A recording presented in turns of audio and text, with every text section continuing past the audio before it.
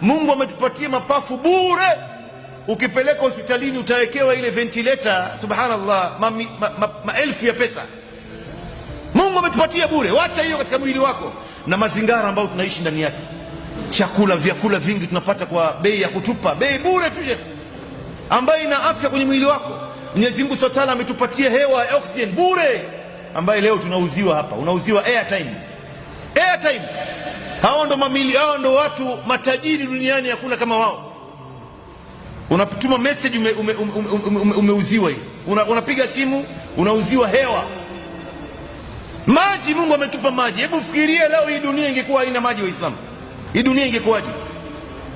Maji unasukutua mdomo, unakunywa ukiwa na kiu, unaoga, unatawadhia, subhanallah, unatumia katika njia nyingi. Maji ingelikuwa hakuna, hii dunia ingekuwaje? Mwenyezi Mungu anasema waja'alna min alma'i kulla shay'in hayy afala yu'minun, tumejalia kutokana na maji tumeipa kila kitu uhai wake.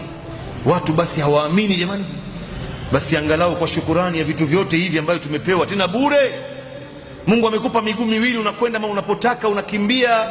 Ukitaka kutembea haraka utatembea, ukitaka kwenda polepole utakwenda, ukitaka kukimbia utakimbia. Amekupa uwezo wa kufanya mambo yote haya, alafu hata shukurani huna basi kwa kutii amri ya Mola wako jamani.